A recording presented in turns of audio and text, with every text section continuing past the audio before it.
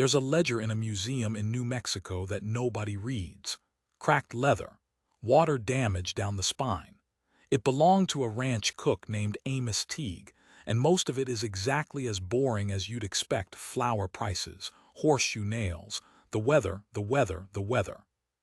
But if you turn to the summer of 1891, the handwriting changes. It gets smaller, slower, like a man trying not to be heard. And in the margin of a page listing the cost of lard and coffee, he wrote one line, underlined twice. Sunday, Riddle bought pie again. Second week, nobody laughing now.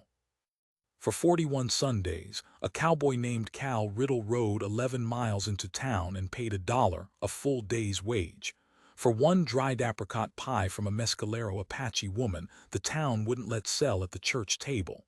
He never haggled. He never said much.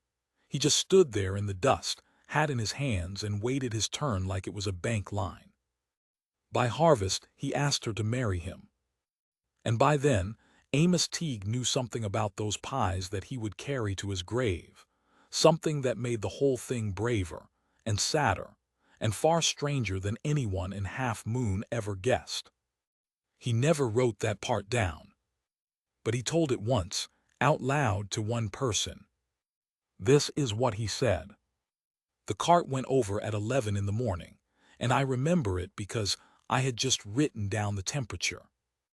94 degrees, Half Moon, New Mexico Territory, June the 7th, 1891, wind out of the southwest, dry as a preacher's throat. Then the sound. Not a crash, that's what people expect, and that's not what it was. It was softer than that. A wooden groan, a rattle of tin, and then a wet, ugly slap as a dozen pies met the road at the same time. I was standing outside Kessler's Mercantile with a pencil in my teeth and 40 pounds of flour on my shoulder, and I turned around like everybody else. Shard Coyle was laughing. He had one boot still up on the wheel spoke where he'd shoved it, and his mouth was open so wide I could see the black gap where a horse kicked his molars out in '88. Two men from the freight yard were laughing too, but quieter, the way men laugh when they're not sure they should be, but don't want to be the only one standing still. And in the middle of the road, on her knees, was the woman we all called Anna. She wasn't crying. I want that clear because for years afterward people who weren't there told it like she was, and that's a lie they told to make the story easier to swallow. She was not crying. She was picking up the tins, one at a time, turning each one over, wiping the road grit off the rim with her thumb, checking the seams, setting it in a stack beside her knee. Apricot filling was running out across the dirt in long orange tongues, and the flies were already coming, and she did not look at the flies or at Shard Coyle or at any of us. She looked at the tins, because the tins cost money and the pies were already gone. That's the first thing I ever really understood about her. Everybody in Half Moon thought she was proud. She wasn't proud. She was counting. Then Cal Riddle got off his horse. I hadn't even noticed him ride up. That was Cal all over. He came into places sideways, quiet, like whether you don't see until the shadow's already on you. He tied his mare to the rail without hurrying, and he crossed the road, and he crouched down about 4 feet from her, close enough to talk, far enough to be polite about it. He put his hat crown down in the dirt beside him. He looked at the pies for a while. "How much was they?" he said. Anna kept stacking tins. "Ma'am, how much was they?" "They're in the road," she said. "That ain't what I asked." She stopped then. She sat back on her heels and she looked at him with an expression I have spent 34 years trying to describe in this ledger and have never once got right. It wasn't gratitude. God, no. If anything, it was tired. Like she'd already had this conversation with 100 men and it never once ended the way it started. $1, she said, each. Somebody behind me made a noise. $1 was a lot. $1 was what a hand made in a day of work that bend your spine, and there were 12 pies in that road, and Shard Coyle stopped laughing because he could do arithmetic same as anybody. Cal Riddle reached into his vest. He counted it out on the tailgate of her cart, coin by coin, $12 in silver and in paper, and he did it slow, and he did it in front of every man on that street, and nobody said one word the whole time except a horse that sneezed. Then he picked up a pie from the road. It was ruined. The crust was broken clean through, and it had dirt on it, real dirt, the kind you can see, and horse leavings not 8 feet off. He held it in both hands like a hymnal, and he took a bite out of it. I have seen men do brave things. I mule-packed for the 6th Cavalry, and I have seen a boy from Ohio walk into a canyon he knew was full of men who wanted him dead, and I have seen a woman deliver a breech calf in a hailstorm with a broken wrist. I have never seen anything like Cal Riddle eating a dirty pie in the middle of the road in Half Moon. He chewed, he swallowed. There was grit on his lip, and he did not wipe it. He looked up at Shard Coyle, and he said, in the mildest voice a man ever used, "Best pie in this territory." And then he put his hat on, and he got on his mare, and he rode out. And he did not look at Anna once more, not once. And I stood there with 40 pounds of flour on my shoulder and my mouth open like a trout. Shard Coyle went to the saloon. The freight men went back to the yard. And Anna knelt in the road and stacked her tins, and her hands were shaking now, which they had not been before, and I understood that too later. Cruelty you can brace against. Cruelty has a shape. It's the other thing that comes at you sideways and takes your legs. Ledger, June 7. Flour 40 pounds, $1.10. Nails, coffee, weather clear, hot, wind SW. Riddle paid $12 for pie he could not eat. Now, before I go further, you ought to know who's talking, so you can weigh what I say and take some of it off for spoilage. My name is Amos Teague. In 1891 I was 46 years old, and I cooked and shoed horses for the Bar M outfit out of the Sacramento foothills, 11 miles east of Half Moon. I had 3 fingers on my left hand and 2 knuckles where the others used to be, on account of a green rope and a green me, back in '73. I keep a ledger. I have kept one since I was 19. My mother thought a man who wrote things down would not become a drunk, and she was wrong about that for 11 years and right about it ever since. In it I put the weather and prices and who owed what, and sometimes when there's room at the bottom of a page I put down a thing I saw. The boys at the Bar M thought it was funny. Wiley Frame used to say I'd write down my own funeral if they let me hold the pencil. He wasn't far off. I fidget. I know I do. When I'm thinking I turn my pencil over and over between what's left of my fingers, tap the eraser, flip it, tap the lead.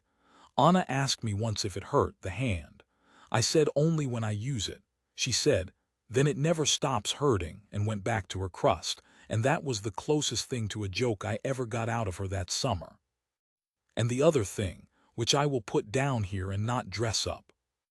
In the spring of 1886, I packed mules for a column that came down on a camp on the Bavisp. I did not fire a rifle. I held the mules.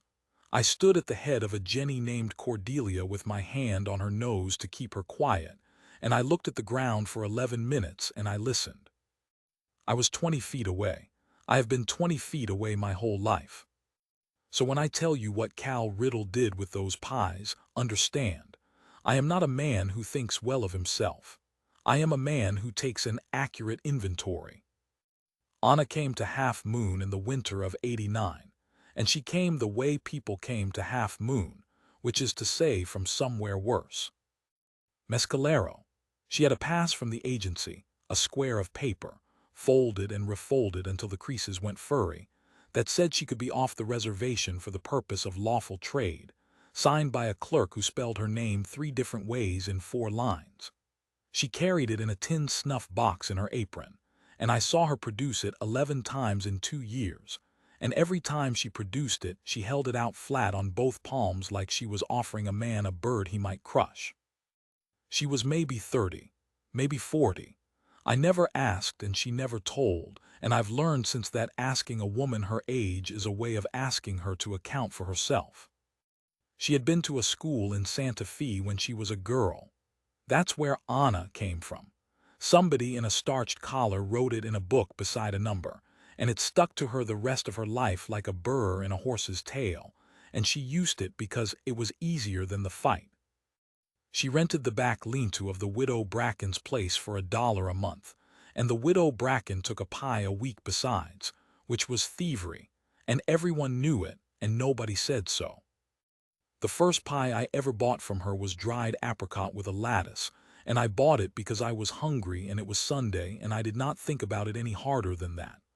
I remember she wrapped it in newspaper and she said, "The tin comes back," and I said, "Yes, ma'am," and she looked at me hard for a second, like ma'am was a trick and she was checking it for the hook. It was the best thing I ever ate. I'm not being sentimental. I fed 30 men for 11 years and I know what food is. The crust had mesquite meal worked into it. You could taste the smoke of it, faint, underneath the sweet, like something remembered. The apricots she got from a Mexican family down at Chilarosa, and she soaked them in weak coffee, which I only know because I asked, and she told me flatly, the way you tell a man a fact to see if he'll do anything useful with it. I wrote it in the ledger. Pie $1 cents 25, apricot, remarkable. 25 cents, that's what it was in '89. By June of '91, she was asking $1. And here is the arithmetic of Half Moon, which took me a long time to work out, and which nobody in that town could have said out loud without choking. She raised her price because Cal Riddle paid it. Cal Riddle was maybe 28. Lean the way a wire is lean, not the way a starved man is. Sandy, sunburnt, a scar through one eyebrow that made him look like he was about to ask you a question he already knew the answer to. He rode for the winnower brand north of us. Good hand with a horse, middling with a rope, silent as a stone in a boot. He drank about 4 times a year, and each time it was a disaster, and each time he apologized to everyone by name. He was not a hero. I want to say that plain because in the years since, the story got told and retold, and by 1920 there were men in that county saying Cal Riddle faced down shard coil with a colt in his hand, and there was no colt, and there was no facing down. There was a man crouched in the dirt asking how much the pies had cost. Every Sunday he rode 11 miles. He came in about 10. He tied his mare at the rail. He stood in her line, and there was a line by that summer 4 or 5 deep, which is its own miracle, and I'll get to it. And when it was his turn, he took off his hat and he said, "Ma'am," and she said, "Riddle," and he put $1 on the cart board. She never once told him the price was too much. That's the thing that got me. Any other soul in that town would have made a show of it. "Oh no, Mr. Riddle, that's too dear," and he'd have insisted, and everybody would have got to feel warm. She just took the $1. She looked him dead in the eye and she took the $1 and she put it in the snuff box with the pass, and she handed him the pie and she said, "The tin comes back." "Yes, ma'am." And he rode 11 miles home, with a pie balanced on his saddle horn like it was made of eggshell. Wiley Frame said it was love. Wiley Frame said everything was love, right up until his wife left him for a dentist. Cookie Hutchins said it was guilt, that Cal's people had done something to somebody's people once, and this was the tax. The Bracken widow said it was witchcraft, which tells you everything you ever needed to know about the Bracken widow. I wrote in my ledger, Riddle bought pie again, 4th week. He don't smile when he does it. That was the part nobody else seemed to notice. He didn't look happy. He looked like a man paying down a note at the bank. I have to tell you about Ration Day, because without it the rest is just a nice story about a pie. Ration Day at the agency was the 15th. Anna went, because if you did not go, your name came off the roll, and if your name came off the roll you were nothing at all, not to the government, not to the agent, not to the men who counted heads and beef. I drove her once, August. She'd have walked it otherwise 22 miles, and I had the wagon anyway to fetch a plow point. We didn't talk for the first hour. She sat with her back straight and her hands folded and looked at the mountains, and I turned my pencil over in my fingers and tapped it on my knee until she said, "Does that help?" "Helps me," I said. Then keep on. Around Rinconada she started talking, and it came out the way water comes out of a rock, not much, and slow, and you understand that the pressure behind it is enormous. She had a sister, had. The sister died in '87 of something the agency doctor called a fever, which is a word doctors use when they'd rather not say hunger. The sister left a boy, 6 years old then, 11 now, in 1891. His name was Cheto. On the roll, and in a school ledger 300 miles away in Albuquerque, his name was Charles. They took him when he was 8. Anna said it like that. They took him, no adjectives, and I said because I was a fool for schooling. And she turned and looked at me and said, "Do you know how they take a boy for schooling, Mr. Teague? They come with a list." Then she looked back at the mountains and did not say anything for 11 miles. At the agency, I watched her hand her paper to a clerk who did not look up. I watched her take a sack of flour with weevils in it, and a piece of beef I would not have fed to the dogs at the bar-m, and I watched her say thank you, and I watched her walk out into the yard and stand very still for a moment with her eyes shut and her jaw working. Then she opened her eyes and she got in the wagon and she said, "There is a rule. Ma'am, a woman who is a citizen may petition for a child. A woman on the roll cannot. A woman on the roll is a ward." She said the word ward the way you'd hold up something you found in a well. A married woman takes her husband's condition. I turned the pencil over in my fingers, turned it back. "So if you was to marry a—" "Yes. On it." "Do not," she wasn't angry, that was the worst of it.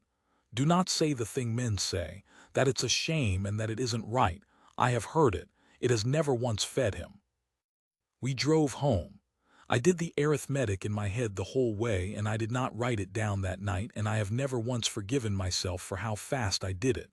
12 pies at $1, 52 Sundays. What a train ticket cost. What a lawyer cost. What it costs in coin to get a boy back. She was saving. Every dollar Cal Riddle put on that cart board went in a snuff box next to a folded paper that said she was allowed to exist for the purpose of lawful trade. By September the line was 7 deep. That's what a dollar does. It's not that Half Moon suddenly loved her. Half Moon never loved her. But when the town's steadiest young hand rides 11 miles every Sunday and pays $1, well, then a pie from the Apache woman ain't charity you're stooping to. It's a thing of value. It's a thing a man of judgment pays for. Mrs. Deacon Pryor bought one in July and told everyone it was for her husband's stomach. The Kessler boy started buying 2 and reselling half slices to the freight men at 15 cents, which is the only genuinely funny thing that happened all year. And when Anna found out, she laughed, actually laughed, a short surprised bark of a thing, and then raised the boy's price to $1.10 and told him it was a lesson in commerce. She hired the cruise girl to help with the tins. She bought a second cart. She started doing peach in August when the peaches came, and a green chili and pork pie that men rode in from 2 counties over for, and the widow Bracken raised her rent to $2 because that is what widows do. And every Sunday, Cal Riddle, hat off, dollar down, the tin comes back, "Yes, ma'am." I started watching him the way a man watches a card game he suspects. He never ate it there. Never. Not once, not a bite, not a crumb. Every other soul in that line was thumbing crust into their mouth before they got past the water trough. He wrapped his in his slicker and he rode home. And every Wednesday, without fail, he rode back in 11 miles on his own time on his own horse, and left a clean tin on the Bracken widow's back step. Washed, dried, sometimes with a little bunch of something in it, snakeweed, late aster, once in September a hawk feather that he'd have had to climb for. I told myself it was love, and I let myself feel good about that for about 6 weeks. Here is where I have to be careful, because what I did next was not kindness. It was curiosity, which is kindness's cheap cousin, and it wears the same coat. Sunday the 20th of September. Harvest weather. The cottonwoods along the ditch had just started to go, and the air had that smell it gets, dust and smoke and something sweet turning, the whole country going to bed. Cal Riddle bought his pie, peach that week. He put $1 down and he said, "Ma'am." And she said, "Riddle." And he took it and he wrapped it in his slicker and he rode north. And I got on my mule and I followed him. I want to say I had a reason. I didn't. I had a pencil in my pocket and a hole in my head where a reason should have been. He didn't ride to the winnower. He turned off at the Salado crossing, down the cutbank, up the far side, and he came out at the old Padron place, a burned-out adobe and a set of hog pens some Missouri family had left standing when they walked away from the '88 drought. Nobody there but the hogs, and they were somebody's, running half wild, and everybody in the county fed them scraps, and everybody in the county pretended they'd bought them. I stopped my mule in the willows about 80 yards off. My heart was going. I remember thinking, in a stupid, small, hopeful way, maybe he's got a woman here. Maybe he's got a child. Cal Riddle got down off his mare. He unwrapped the slicker. He stood at the rail of that hog pen for a long time. I'd say 2 minutes. And 2 minutes is a very long time to watch a man stand still, with a whole peach pie held level in both hands. And the hogs came up and put their feet on the rail and grunted at him, and the sun went behind a cloud and came back out. Then he tipped it in. The whole pie, crust and peaches and every bit of it, went into the muck, and 8 hogs went into it, and it was gone in under 10 seconds, and he stood there and watched it go with an expression on his face I could not read at 80 yards and did not want to read any closer. Then he took the tin down to the creek and washed it. I don't remember getting off the mule. I remember I was walking, and the willow whips were snapping at my sleeve, and I remember hearing my own voice from somewhere outside my body saying, "Cal, Cal." He turned around with the wet tin in his hand, and he did not look surprised. That was the thing that unmoored me. He looked like a man who'd known for a while that this was coming and had made his peace, and was only sorry it was me.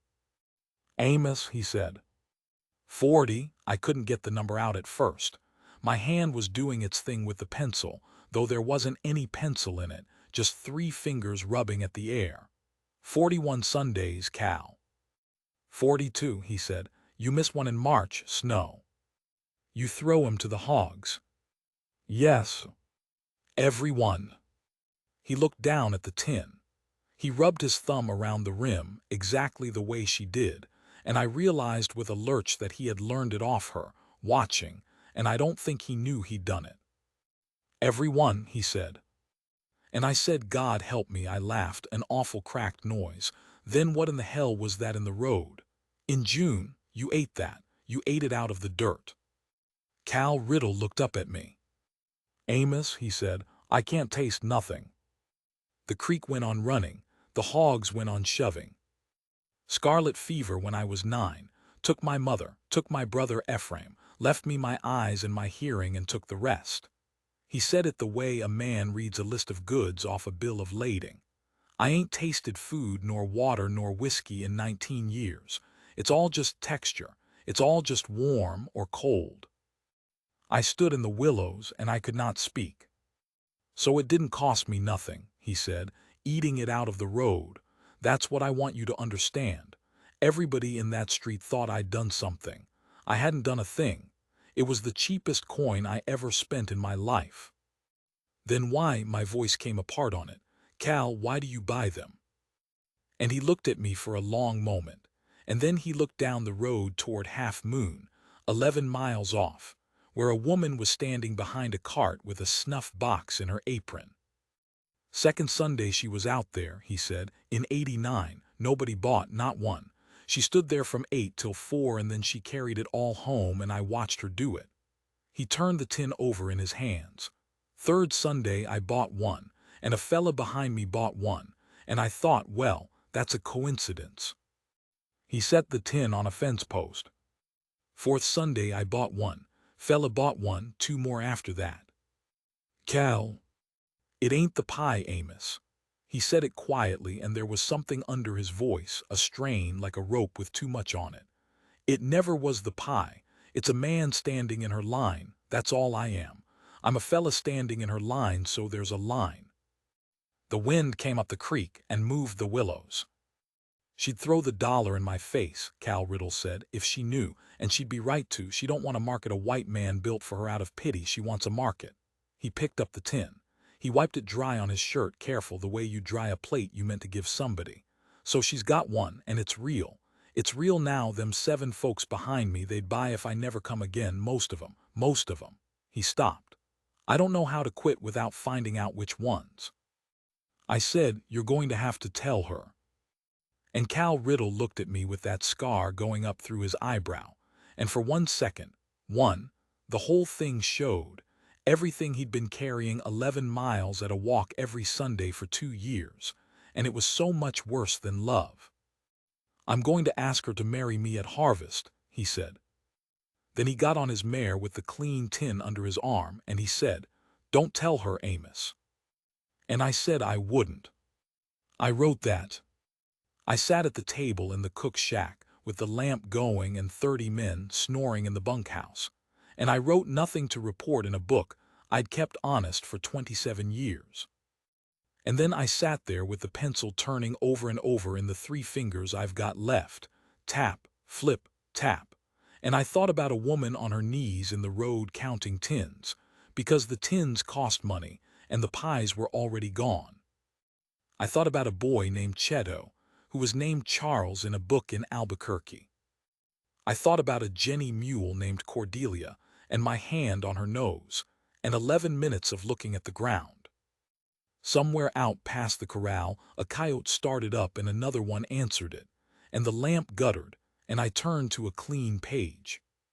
I didn't write anything on it. I just looked at it a while. Because I had figured out, sitting there, what nobody in Half Moon ever figured out, and it took me until the lamp burned low. She knew. Of course she knew. A woman who counts tins, a woman who has spent her whole life doing arithmetic on what men will and will not do for her. That woman knows exactly which of her customers has never once, in 42 Sundays, licked the peach off his thumb. She'd known for 2 years. And she took his dollar anyway, every single Sunday, looked him in the eye and took it. I want you to understand what that means. She'd made a decision I don't think I could make. She had let a man build her something out of pity, and she had taken the pity and turned it into a market, and turned the market into a snuff box full of silver, and the silver was going to be a train ticket and a lawyer and a boy's hand in hers on a platform in Albuquerque. She'd been using him. He'd been letting her. Neither one had ever said a word about it out loud, and in 26 days he was going to get down on one knee in front of her at the harvest dance and ask her to be his wife, which was the one thing, the only thing, that could turn all that careful arithmetic into something else entirely. Because a wife can petition for a child, and a wife has to say yes for a reason. I put out the lamp. 26 days. I'd promised him I wouldn't tell her. He never said a word about what I owed her. October the 3rd. I told Cookie Hutchins I was going in for saleratus and lamp oil, and he said we had both, and I said we didn't, and he looked at me and let it go, which is the whole of friendship in a cook's shack. The widow Bracken's linta had a door that didn't hang right. You had to lift it on the hinge to open it, and everybody who'd ever been in that linta knew the trick, and the number of people who'd ever been in that linta was about 6. She was working when I came in. Didn't stop. There was a bowl of dough on the table and her forearms were white to the elbow, and a black kettle was making that low sound a kettle makes before it decides to boil. The smell of that room, I don't know how to give it to you. Mesquite meal has a smell like a fire that went out yesterday. Under it, the sour sweet of apricots in coffee. Under that, the lie of a floor scrubbed too often by a woman who couldn't afford to be thought dirty. Mr. Teague. Ma'am. There is coffee, it is not good. I turned my pencil over in my fingers. Tap, flip, tap. I had come 11 miles to tell her that the man courting her fed her pies to hogs, and I had rehearsed it the whole way.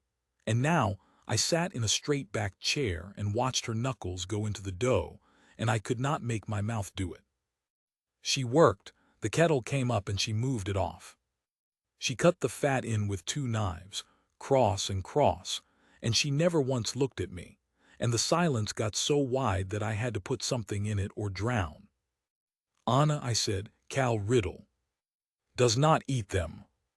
The knives kept going, cross and cross. I sat there with my mouth open. 2 years, Mr. Teague. She scraped the blades against each other, tapped them clean on the bowl's rim.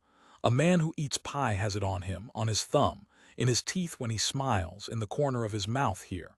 She touched her own with the back of her wrist, leaving a smudge of flour. He has never had it on him, not once. He rides away clean and he comes back Wednesday with the tin cleaner than I gave it. You knew. I know what I have seen. Then why in God's name do you take his dollar? And she stopped. She put both hands flat on the table on either side of the bowl, and she looked at the wall, and I watched her decide how much of herself to spend on me. "Because I need $1, she said. "Honest."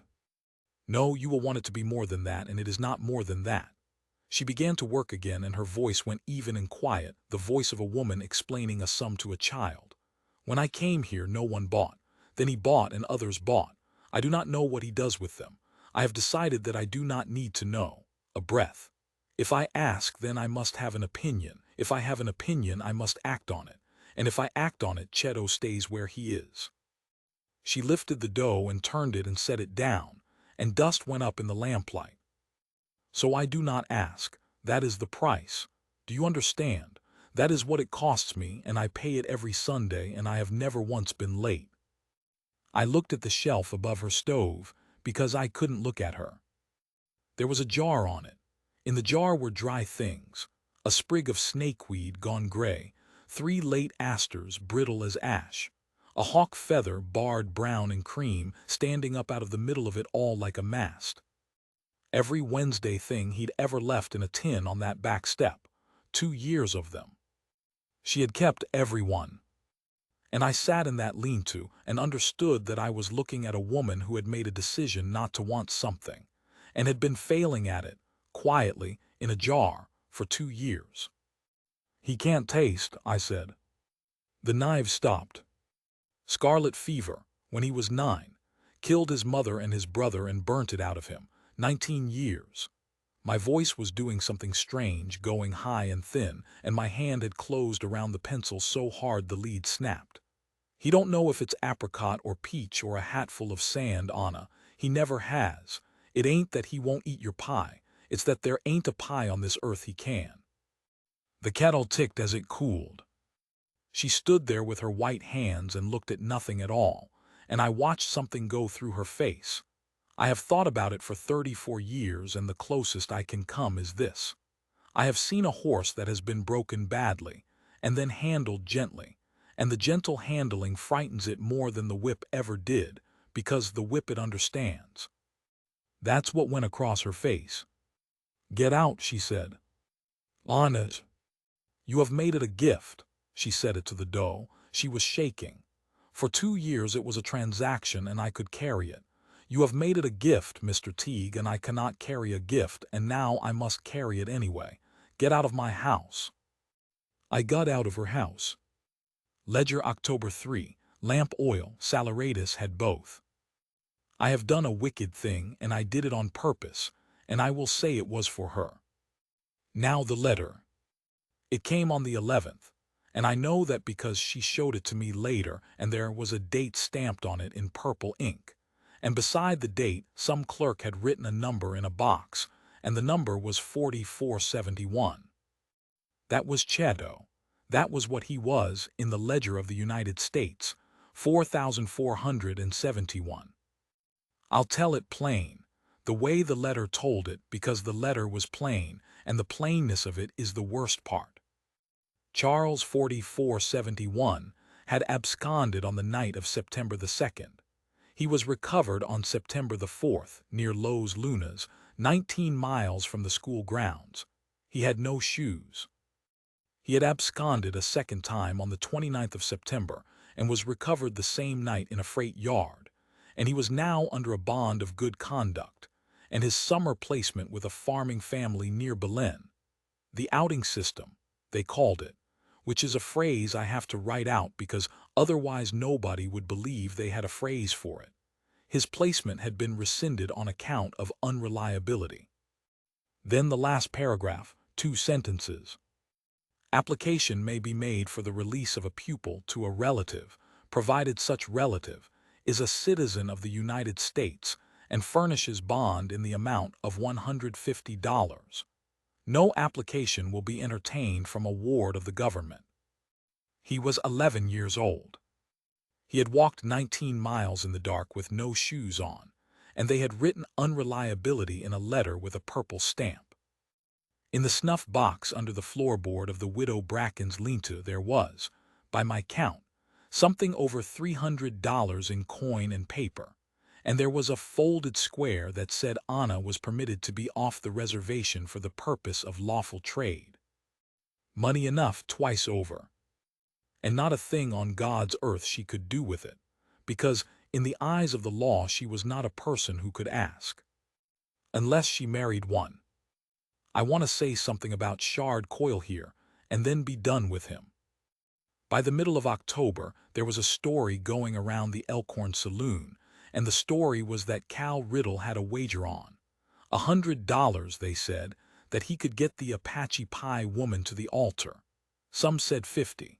Some said it started as a joke among the winnower hands and got away from him. And here is the poison of it. The story explained everything. Because how else do you explain a man who buys a pie every Sunday for 2 years and never eats it? A man who won't touch what he pays $1 for. There's only one way that adds up if you don't know about a fever in 1872, and Half Moon didn't know, and Half Moon could count. I heard it from the Kessler boy on the 15th. He told me the way a boy tells a thing he's excited to be old enough to know. I went and found Shard Coyle behind the Elkhorn, and I put my 3-fingered hand in his collar, and I said something I won't write down. He wasn't even frightened. He looked at me with genuine puzzlement, and he said, "Amos, I never said it was true. I only said it was what a man would think." And the hell of it is, he was right, and he knew he was right, and that's a species of cruelty that doesn't require any hate in it at all. It only requires a man to say a reasonable thing at the top of his voice. 2 Sundays later somebody threw a rock through the Widow Bracken's window, and the Widow Bracken raised the rent again to cover the glass. That is Half Moon. That is the whole town in one line. I lived there 22 years. The harvest dance was the 17th of October, in Fenner's barn, and everybody came because there was nothing else to come to. They'd swept it out and hung lanterns off the tie beams, and there was a plank floor laid over the dirt in the middle, and a fiddle, and a man from Chilarosa with an accordion who played about 11 notes and played them all night. The cider had been got at. The smell was hay and lamp oil and sweat and dust, and under it, apples going brown. Anna came. That surprised everybody, including me. She came with 2 pies, which she sold in 4 minutes. And then she stood by the door with her hands folded in front of her apron, and she did not dance and nobody asked her to, and she did not appear to expect it. Cal Riddle came at 9. He'd washed. That's how I knew. Cal Riddle had a wet comb through his hair and a collar on, and he had shaved so close he'd cut himself under the jaw and stuck a scrap of paper to it and forgotten. He came in the wide door of that barn with his hat in his hand, and he stopped. And he looked around the room like a man reading a map of country he'd never crossed. And his right hand went into his coat pocket and stayed there. I was at the plank table with the cider. I could see his knuckles moving through the cloth, turning something over and over. Tab flib tab. Oh, I thought, so it's you and me both then. The fiddle went on. Somebody's boy fell off a bale. Mrs. Deacon Pryor said something about the state of the punch, and the accordion man played his 11 notes. At 10:30, Cal Riddle crossed that barn, the whole width of it, and it took him a year. And by the time he was halfway there, the fiddle had noticed, and the accordion had noticed, and there was a hush spreading out from him like a stone dropped in a stock tank. He stopped in front of her. He said something, I couldn't hear it. Anna looked at him for a long moment. Then she looked past him at the room, at every one of us, standing there with our mouths open and our cider cups halfway up. And God, I can still see it, the arithmetic going across her face, the same look she'd had on her knees in the road in June, counting what was left and what was lost. And she walked out the door into the dark, and after a second he followed her. The whole barn moved toward the door. I don't know what came over me. I got there first, and I put my back against the frame, and I stood in it with my arms out like a fool, like a scarecrow, and I said, no. Amos, get out though. No. And they stopped. 30, 40 people, and I don't know why they stopped, except that maybe a man who has spent his whole life standing quiet and writing things down is somebody nobody's ever seen say no before, and it startled them. Out past me, in the dark by the wagons, I could hear the low sound of two voices. I could have turned my head. 60 seconds and I'd have known. It was right there. It was 20 feet away, and God knows 20 feet is a distance I have never once had trouble with, and every man and woman in Fenner's barn was breathing on the back of my neck to know it too. I looked at the floor. I looked at the floor of Fenner's barn, and I listened to the fiddle player pick up a tune again because he didn't know what else to do, and I did not turn around, and it is the single decent thing I have done in my life, and I did it too late and for one woman only. After a while, a horse went out of the yard at a walk. Just the one. 3 days later, I was mucking a stall when Wiley Frame put his head over the door and said, she turned him down. I straightened up, my back went. How do you know? Riddle told Bud Ellis. Bud told me. Wiley chewed on that a second. He wasn't laughing. To his credit, and I'll give him this in my ledger where it counts, he wasn't laughing. Amos, he told him. Bud says he come in that night and hung up his coat and said, she said no, just like a man reporting on the weather, and went to bed. What'd she say, the words of it? Bud didn't ask. I went out and stood in the corral for a while. Sunday came. I rode in and the cart was on the street and the line was 6 deep and Anna was selling pie. And at 10 o'clock, Cal Riddle rode 11 miles into Half Moon and tied his mare at the rail and took his place at the back of that line. Hat in his hands, waiting his turn like it was a bank. The whole street watched him do it. Shard Coyle watched him do it from the Elkhorn porch and did not say one word. When he got to the front he said, ma'am. And she said, Riddle. And he put $1 on the cart board. And she took it and she looked him full in the face, and she handed him the pie and she said, the tin comes back. Yes, ma'am. He came the next Sunday too, and the one after, through November when the cottonwoods went bare, through the December that the Salado froze, and he came anyway with ice in his mare's fetlocks. He never asked her again. He never said a word about it, not to her, not to Bud Ellis, not to me. And every Wednesday there was a clean tin on the Widow Bracken's back step, and in it, in the dead of winter when there wasn't a flower in that whole country, he started leaving other things. A blue jay's feather. A river stone with a hole worn through it. Once in January, a good steel needle, the kind you can't get at Kessler's, that he must have sent away for. She kept every one of them in the jar. She came to the Bar-M on the 11th of February, 1892, in a borrowed wagon, in weather that had no business having a woman out in it. I was the one who saw her come up the road. I went out with my coat half on. She wouldn't come inside. She sat on that wagon seat with a blanket over her knees and her breath going up white, and she said, where does Riddle work? Winnower, North Fork this time of year. Which road? On it. Which road, Mr. Teague? I told her, And then, because I am what I am, I said, "It's the boy, ain't it?" Her jaw went tight. She looked straight down the road. "He ran again," she said. "In the snow. They found him at the water tank at Isleta." A muscle moved in her cheek. "The letter says he will not be permitted to run a fourth time." I put my hand on the wagon rail, the 3 fingers. "And you're going to marry him for it?" "Yes." "Then don't you dare let him think otherwise," I said, and my voice broke apart in the middle of it. "Anna, don't you go up there and let that man believe."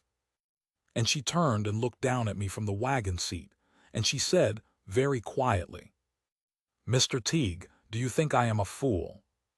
And she drove north. I got it from him. Years later, in a bunkhouse, with a fire going and both of us too old to ride and neither of us admitting it. He said she got down out of the wagon in the North Fork pasture with the snow coming sideways, and she stood in front of him, and she said it in about 11 words. She said, "I want your name because it makes me a citizen. I do not love you. I do not know if I am able to." He said he stood there a while. He said the thing he was thinking about, standing there, was a jar on a shelf with a hawk feather in it, which he had seen once through a window and never mentioned. And he said, "All right." That was all. That was the entire courtship of Cal Riddle, and the woman the territory of New Mexico recorded as Anna Riddle, née Anna, no surname given, born approximately 1858, place of birth, Indian. They were married in the courthouse at Alamogordo on the 29th of February, 1892, which was a leap day, and which Cal thought was funny in a way he never explained. I stood witness. Wiley Frame stood the other side. She wore a gray wool coat, and under it she wore her apron, because the snuff box was in the apron and she would not leave it in the room. The clerk wrote it all down. And when he got to the line where the law made her a citizen of the United States by the fact of her husband, and I watched him write it, I watched the pen move. She put her hand flat on the desk, and she leaned over and she read it upside down, every word twice, to be sure of it. Then she straightened up and she said to Cal, "Now." And they went out and got on the train. The bond was $150. She paid it out of a snuff box in an office in Albuquerque in coin, and it took her some time to count it, and a clerk sighed at her twice. The form took 11 weeks. Cheto came off the train at Alamogordo on the 9th of May, 1892, 13 years old by then, 2 inches taller than she was. I was there because Cal asked me to come and hold the horses, and I said yes, and I have never been so glad of a job in my life. He came down the steps in a wool suit that didn't fit him, and his hair was cut short, and he had a cardboard case with a strap, and his shoes were good shoes, and he was walking on the outsides of his feet in them, the way a man does when the shoes have never once been his idea. Anna stood on the platform. She said something to him, in Apache, 2 words, maybe 3. And the boy looked at her. He looked at her the way you look at a word in a language you used to know, straining, something moving behind his eyes and not coming up. And then he said in English, in a flat, careful schoolroom voice, "Good afternoon, Aunt." And I watched the woman who had knelt in the road counting tins, and who had not cried then, and who had not cried at the agency, and who had taken $1 from a man every Sunday for 2 years without once letting her hand shake. I watched her put her fist against her mouth and turn around and face the water tank until she could stop. Cal Riddle stood 4 feet off, close enough to talk, far enough to be polite about it. He didn't touch her, he waited. When she turned back around, he had already picked up the boy's cardboard case, and he was holding it in both hands level, the way you'd hold a hymnal. They had 13 years. The Riddle place was 160 acres of not much on the Salado, and Anna baked, and by 1898 she was shipping to Alamogordo and El Paso in wooden crates with her name burned in the lid, and Shard Coyle bought a pie off her at the 4th of July in 1901, and she charged him $1.10 and made him wait his turn. Cheto Charles learned the language back. Some of it. Never all. He would say a word and stop and look at the ceiling for it, and Anna would wait and never once supply it, and I always thought that was the hardest kindness I ever saw a person do. He was a fair hand with horses and a poor one with cattle, and he could shoe better than me by the time he was 20. He took the name Riddle in 1899. Nobody asked him to. Cal died in the spring of 1905.